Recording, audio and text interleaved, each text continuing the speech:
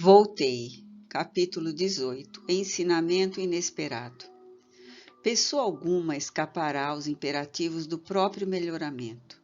A criatura ignorante poderá refugiar-se na intemperança dos sentidos físicos, acreditando ser a morte o fim de toda a luta. E o homem, instruído, folheará páginas preciosas, imaginando-se exonerado da obrigação de ser útil ao próximo no devotamento fraternal. Entretanto, para todos aqueles que se demoraram longe da ação edificante e renovadora, a vida espiritual reabre as portas do esforço pessoal imprescindível. Os espíritos preguiçosos atrasarão sua marcha, detendo-se na revolta, na inércia ou na rebeldia, e serão aproveitados na obra regeneradora ou evolutiva, à maneira dos corrosivos que servem às tarefas de limpeza, utilizados por mãos hábeis. Todavia, os filhos do arrependimento e da boa vontade encontrarão 1000 meios de agir e servir no extenso campo do bem. Assembleias veneráveis de benfeitores congregar-se-ão nos altos cimos em favor de milhões de seres, mas espírito algum se sentará num trono que não edificou, nem brilhará com a alheia lâmpada. Apelos e consolos do campo mais nobre não devem ser interpretados exclusivamente como simples reconforto da proteção afetiva, mas, acima de tudo, por valiosas ferramentas de serviço redentor. Este é um ensinamento que estou aprendendo à custa de muito esforço e que os amigos esclarecidos da Terra possivelmente evitarão, valendo-se das oportunidades de elevação e aprimoramento que o mundo lhes oferece. 18.1 Experimentação. Certo companheiro de aprendizado convidou-me a experimentar praticamente as lições da escola iluminativa em que nos reajustávamos. Iríamos ao rio, onde recebêramos valiosas bênçãos da fé. Procuraríamos alguns dos casos de doutrinação e socorro, junto aos quais funcionáramos e aplicaríamos então os princípios recebidos. O orientador, a quem expusemos o projeto, aprovou-o com evidente satisfação, mas considerou que deveríamos seguir em companhia de alguém mais apto que nós, de modo a não perdermos a semeadura. Indagou sobre as particularidades do empreendimento e, depois de ouvir-me o colega quanto ao que intentava efetuar, comentei o meu objetivo. Lutara durante muito tempo com o perigoso obsessor de um alcoólatra inveterado. Não conseguira demovê-lo, renová-lo. Gostaria de observar o caso em loco e com as preocupações a que me compelisse, extrairia certa amostra do serviço maior que me aguardava. O diretor ouviu pacientemente e não apresentou qualquer embargo, recomendando-nos em seguida a custódia do irmão Ornelas, veterano em trabalhos da espécie que pretendíamos atacar. Em breve, achávamo-nos na cidade, à noitinha. O companheiro que nos seguia de perto explicou que inúmeros irmãos de outros círculos, impossibilitados por longos decênios de retomar o corpo terreno, se dedicam às tarefas obscuras e sacrificiais entre as almas endurecidas ou sofredoras, a fim de conquistarem pela abnegação e pelo heroísmo silencioso a irradiação luminosa que lhes falta. Vastos anos dependem no esforço de renúncia, adquirindo humildemente no trato de almas rebeldes e ásperas, quais semeadores buscando a dádiva da flor e do fruto, ao contato do chão bruto. Em geral, são homens e mulheres que se desmandaram na autoridade e no dinheiro, na inteligência ou na beleza, assumindo graves compromissos morais que se consagram.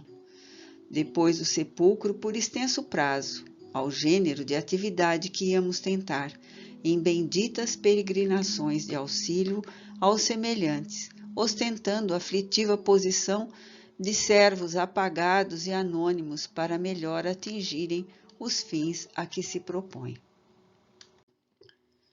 18.2 Ante um espírito perseguidor. O alcoólatra, cuja situação me levara a diversos serviços de preces e doutrinações nos últimos tempos de minha experiência no corpo, achava-se num bar suburbano a encharcar-se. Ao lado dele, o temível perseguidor dava expansão a impulsos menos dignos. Cada copo cheio era nova taça de venenoso fluido que ele aspirava com estranha volúpia. Aproximamo-nos sem perda de tempo. Antes de qualquer entendimento, Ornelas advertiu-me que, fora dos laços físicos, o socorro aos espíritos transviados exige outros recursos além das armas verbais. Achávamo-nos ali, esclareceu Prestimoso, sem o elemento controlador da mediunidade.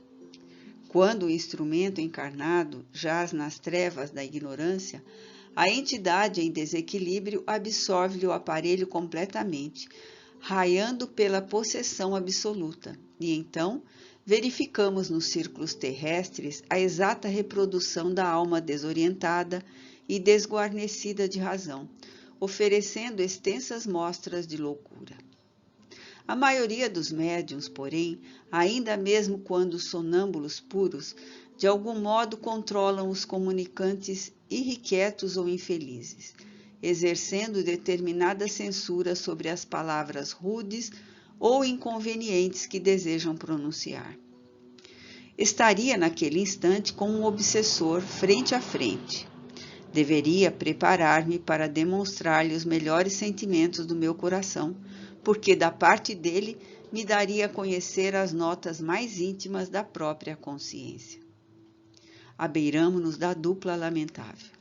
O verdugo fitava um copo vizinho ao jeito do magnetizador interessado na presa.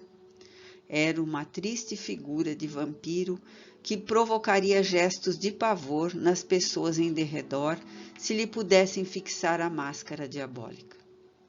Voltando-se para nós e sentindo-nos a observação calma, ao que me pareceu, concentrou-se para melhor resistir-nos.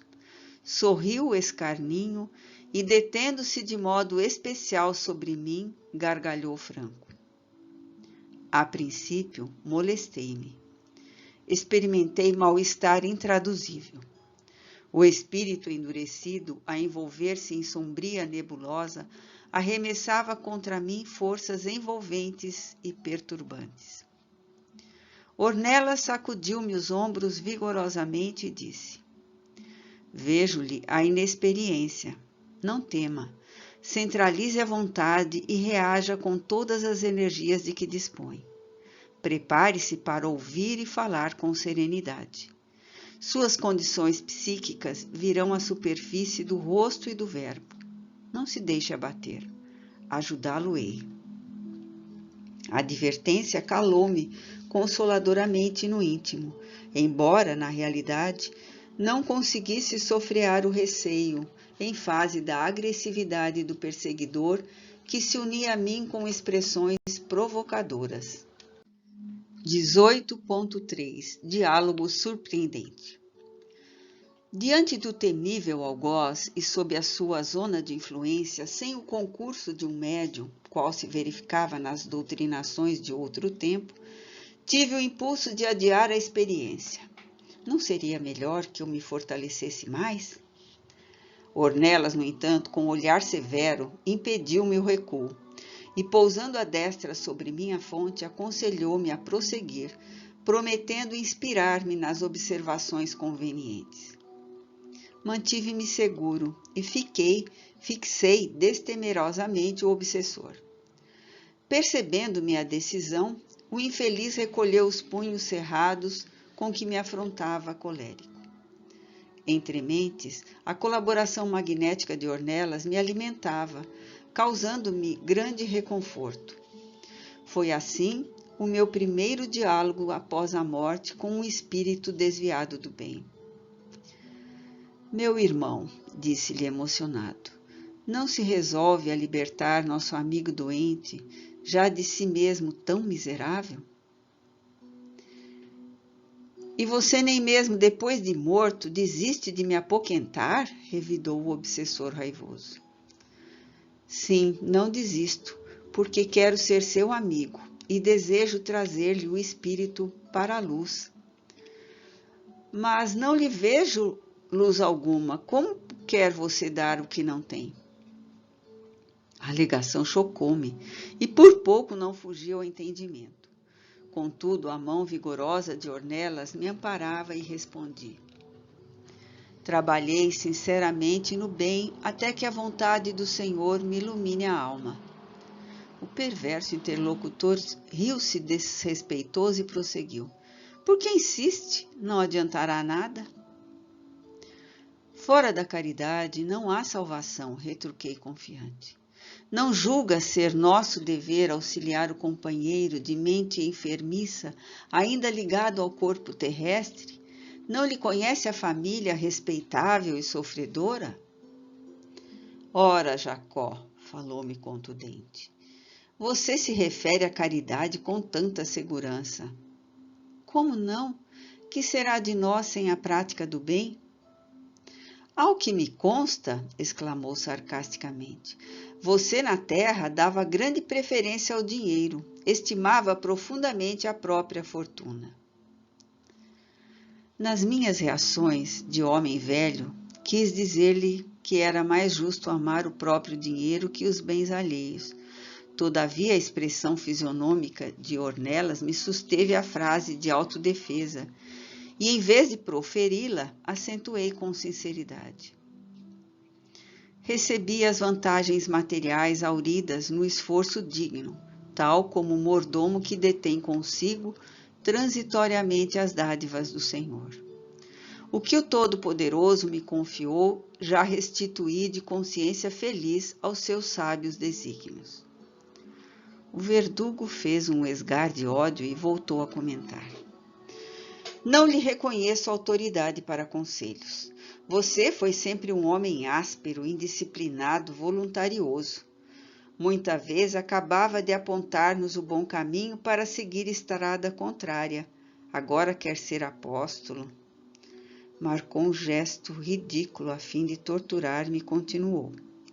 Frequentemente, após deixar os aparelhos mediúnicos, através dos quais trocávamos ideias, eu lhe seguia os passos discreto e notava que você não agia de conformidade com os próprios ensinos.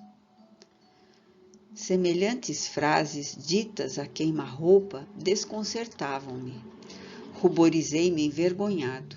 Todavia, Ornelas garantiu-me a firmeza de ânimo. Sim, concordei, reconheço as minhas fraquezas. Entretanto, sincero é o meu desejo de renovação e melhoria. Não nos santificamos de uma vez, e se todos os pecadores se negarem ao trabalho do bem, sob a alegação de se sentirem maus e ingratos, como poderíamos aguardar vida melhor para o mundo? Se os espíritos comprometidos com a lei não se resolverem a colaborar no resgate dos próprios débitos, por se reconhecerem endividados, jamais atingiremos a necessária liquidação das contas humanas. Compreendo que não sou um padrão vivo dos conhecimentos evangélicos, confiados à minha alma pela compaixão divina. No entanto, creia que não repousarei enquanto não afinar minhas atividades com os ideais redentores que abracei. O interlocutor não se alegrou com a argumentação. A lealdade de minhas declarações esfriava-lhe a cólera. Escutou amuado, e assim que o intervalo surgiu espontâneo, considerou menos irônico. Seu caso, então, será o do médico que deverá restaurar primeiro a si mesmo. Não nego semelhante necessidade, acrescentei sincero. Tudo farei pelo meu próprio restabelecimento espiritual. No serviço bem sentido e aplicado, encontramos a corrigenda de nossos erros e a redenção do passado, por mais deplorável e delituoso. Acredite que o doente menos egoísta providenciará remédio a recurso para si e para os outros. Persistindo em sua atitude, você prejudicará a si mesmo. O desditoso, em crise de desespero, lembrou-me a crescente certas falhas da experiência humana em voz alta. Mas, auxiliado por Ornelas, eu ia encontrando meios de responder sem irritação construtivamente. Terminado o longo e desagradável diálogo em que me vi inesperadamente envolvido, aplicamos passes de socorro ao irmão encarnado, que se mantinha em aflitivas condições de enfermidade e embriaguez. Após enorme relutância, o terrível perseguidor consentiu em que eu orasse, colocando-lhe a cabeça entre as minhas mãos. Supliquei ao Senhor fervorosamente que nos amparasse, a ele e a mim, para que pudéssemos melhorar o coração e subir no conhecimento e na prática do bem. Fim da minha primeira observação pessoal de serviço, o obsessor fitou-me de maneira diferente. Pareceu-me não tanto agressivo. Revelava-se disposto a entender-me à disposição fraterna. Porque eu esperasse maior soerguimento, habituado ao imediatismo da luta terrestre, Ornelas despertou-me exclamando: não aguarde um reajustamento apressado. Se a semente exige tempo, com o frio e o calor, a chuva e o sol, para germinar e produzir, por que motivo reclamar a realização de espiritualidade superior de minuto para outro no ser eterno? Plantemos e trabalhemos. Os resultados da boa iniciativa pertencem a Deus. Sobra-nos, meu caro, o prazer de servir. Tornaremos a questão na primeira oportunidade. Admirado com a paciência do companheiro, seguiu-o sem hesitar. 18.4 Apontamento salutar. Quando o colega que nos seguia atendeu a tarefa a que se reservara, Ornelas percebeu a tristeza que me acometera de súbito. Efetivamente, graves reflexões acudiam-me ao pensamento. Afinal, quem doutrinara no caso? Seria eu o portador de socorro ao espírito infeliz, ou fora o espírito sofredor quem me beneficiara com a verdade? Sombrio véu de preocupação descera sobre mim. Como prosseguir? Não ignorava que um grupo de cooperadores decididos e fiéis me esperavam o concurso. O companheiro mais experiente, compreendendo quanto se passava dentro de mim, aproximou-se enquanto regressávamos ao domicílio em plena noite e falou com cativante inflexão de bondade. Jacó, em toda parte seremos defrontados pela própria consciência. Se louvamos nossos amigos pelo incentivo e pelo júbilo que nos proporcionam, agradeçamos aos nossos adversários gratuitos a ousadia com que nos demonstram as nossas necessidades. Os que nos amam destacam-nos as qualidades excelentes do serviço já feito, na individualidade imperecível, e aqueles que nos desestimam indicam, com franqueza rude, as imperfeições que ainda conservamos conosco. Os afeiçoados e simpatizantes silenciam a respeito das sombras que nos rodeiam, mas os contendores e desafetos as desvendam em nosso proveito quando encontramos suficiente serenidade para buscar os interesses do Senhor e não os nossos. Na sua capacidade de tolerar as observações amargas reside a base da própria iluminação. O progresso é obra de esforço mútuo. O irmão perturbado beneficiou-se extensamente com o seu concurso valioso e gradativamente fixará nele mesmo a esmola recebida. Porém, não é razoável que você venha a perder sua parte. Guarde o ensinamento, medite-o e conserve-lhe valor. É provável que você agora se sinta afrontado e ferido. Todavia, os dias correrão sobre os dias, e concluirá mais tarde que não lhe falo sem razão sólida. O conselho refrigerou minha alma dilacerada. Pela primeira vez compreendi que, assim como chega um momento em que os juízes do mundo são julgados pelas obras que realizaram, surge também o minuto em que os doutrinadores da terra são doutrinados pelos serviços que deixaram de fazer.